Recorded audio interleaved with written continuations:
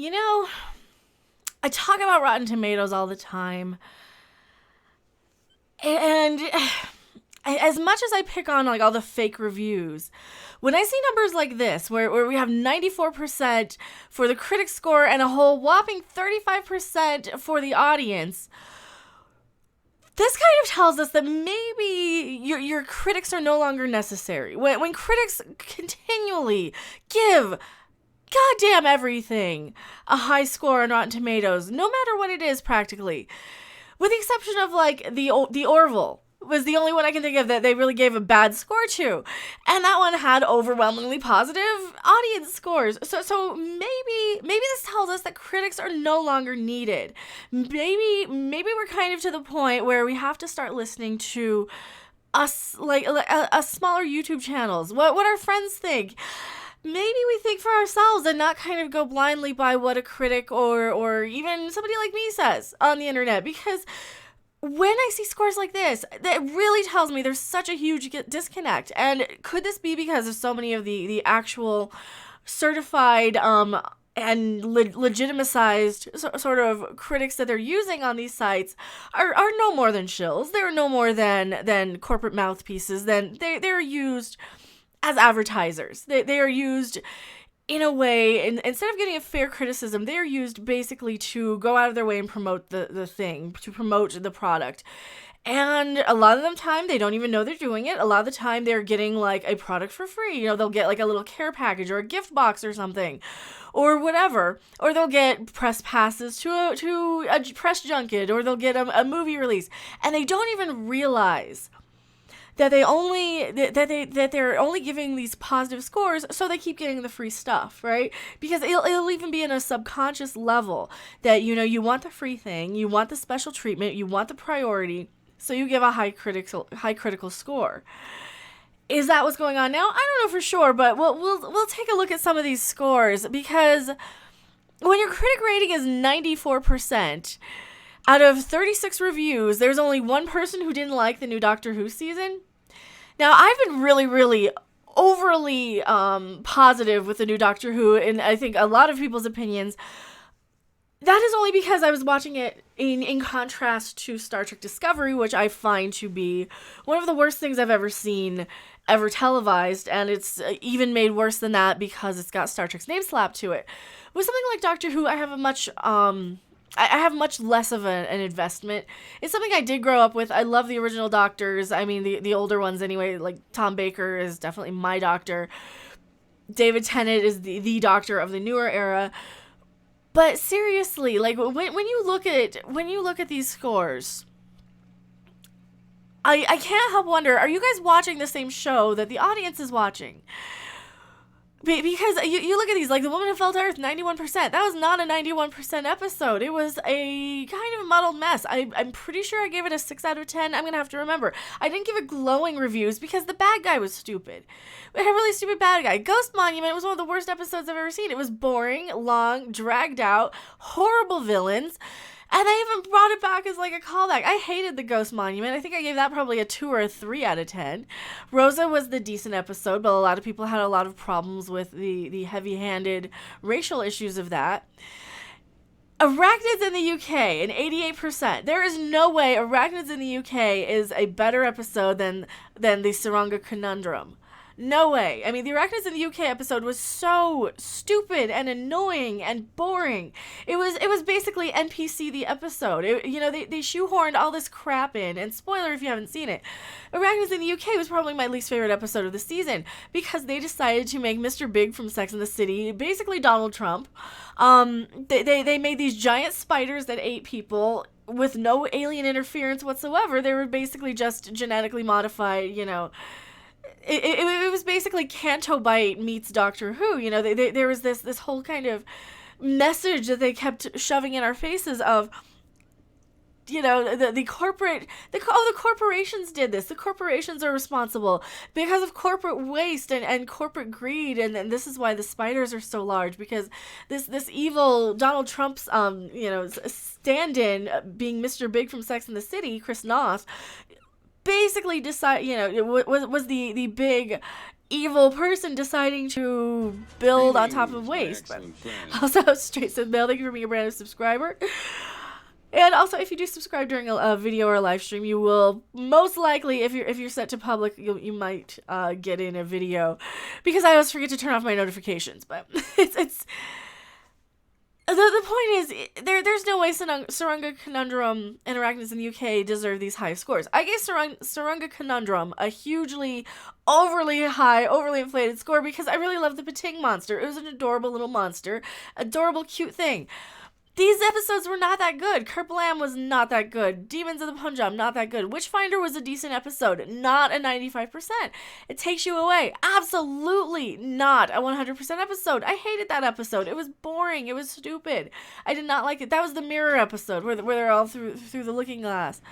And then the season finale was a 76%. The season finale was probably the best episode of the season, in my opinion, because it brought stuff back around. And what are some of the critic reviews? What's the splat? Lovely intentions, but upon deeper inspection, saying little. It is. It absolutely is. So IndieWire is like the only critic that gave it a splat. Everybody else are giving it, good reviews. Yeah, this isn't a real review. The fact that this season, the first to star a woman in 55 years, is so interested in how long it took for change to effect, whatever. So no. That's not a valid criticism. That's just a review of, hey, they changed gender. That doesn't tell me if the show's any good or not. That just says, hey, there's a woman in the lead. Your review should be stricken because it doesn't actually tell me if the show is good or not. So this person, I'm now too old for the Time Lord adventures. Great weariness came upon me as she explained her sonic screwdriver to her charisma-free pals, but still, I couldn't be more glad that the Doctor's at least a girl. You didn't like the series. You only like the fact that this is a woman. What the crap? We're doing this shit again, aren't we? Oh, these people. Who was it? It doesn't even say who this was. Rachel Cook from The New Statesman. You're a top critic. You didn't tell me if that's good or not. You only like the fact that what's between her legs. Well, maybe bury your face in there and eat away because that's all that matters to you, right? Seriously, these people, what the hell is wrong with them? Am I the only person who sees this? Am I the only person who realizes that saying that there's a woman in the lead is not a good, valid review of a show? So this person, they love Jodie Whittaker. Whittaker's doctor has arrived. She's not just made her mark, but as each doctor does, she's raised the bar, and she's brilliant, just brilliant. Okay, well that at least tells me that you like her as the doctor. That at least gives me something more than it's a woman. Whittaker's perfectly cast under immediate command of the doctor's vocabulary, and an innate sense of wit is obvious. She was playing it like Kristen Wiig until like the 10th episode. A doctor for our age, Susie Fie says. So basically a doctor for the age of, the only criticism is, hey, there was a woman in it, so it was good. Or hey, I love how diverse it was. It was such a diverse cast.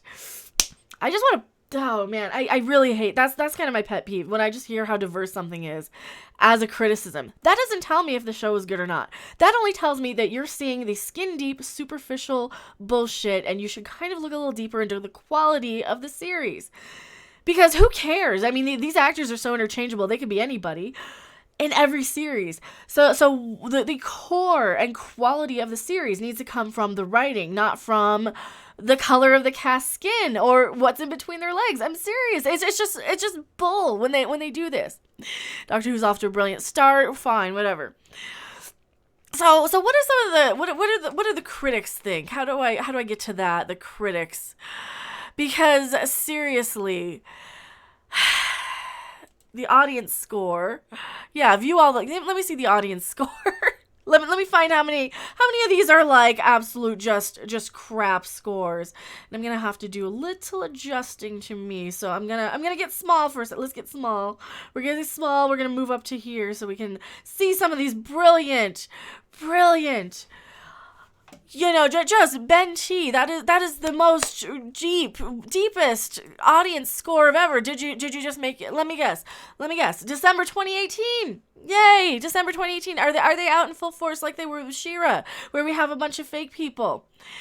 See, and then we have the Brian S. Not a good series, bad writing, bad acting from the lead actor, being monsters bad all around. Oh, boring monsters bad all around. Oh yeah, I was way too political when I watch a sci-fi show to escape the horrors of life. Not be reminded of it every episode. That's a valid review. You know, people might not agree with this person, but that is a very valid review because you actually you have a date, December 16th, 2018. You have a message, you have a description of what you liked or what you didn't like. That is a very valid criticism, Brian S. You got a really good, that's a good review. Philip S., what about you? What do you say? Absolutely nothing. December 2018, absolutely nothing. And you've only ever rated Doctor Who. So, yeah, I mean, just boring and condescending, yeah. Andrew M., what about you? Did you give it a December 2018? See, I'm not going to be surprised if the score is actually much lower than the 35%, because for every one of these sort of little 5-star with nothing, I mean, we do have a few Chris M., like this person, 2 stars with nothing. So some people do. I don't know. Like this person, Jodie Whittaker is phenomenal. Can't wait to see more. December 16th. You know, that might be a very valid, legit thing, except you have a percentage in your name, which means to tell me, that tells me that you're probably a fake person. The only time I see these percentages are usually on accounts that have been created through a script, through a program, through a computer program. That's how you get these percentages in people's names, by the way. So, I mean, what do you guys think? Do you think this is like kind of bull? You think this is nearly as bad as like the levels of She-Ra and The Last Jedi? I mean, you know, like this one, 1 star, was good but not the best Doctor of season. That's a very valid, legit criticism. Do you think that the 35% is accurate for the audience score? I mean, do you think what would you score Doctor Who on a percentage wise? Because I think 35% is probably pretty valid for how I was enjoying the series a lot more, but in retrospect, no, it wasn't really that good, and I was comparing it unfairly next to something like Star Trek Discovery, which I absolutely loathe. And the fact that I could sit through the episodes gave me a more positive viewing experience than with Star Trek Discovery. But man, I don't know. I don't think I don't think it's as good in retrospect. I'm not going to rewatch any of these episodes. I'm not going to sit there. I mean, it's not going to be like an annual tradition where I'm like, oh, I'm going to rewatch all the Doctor Who.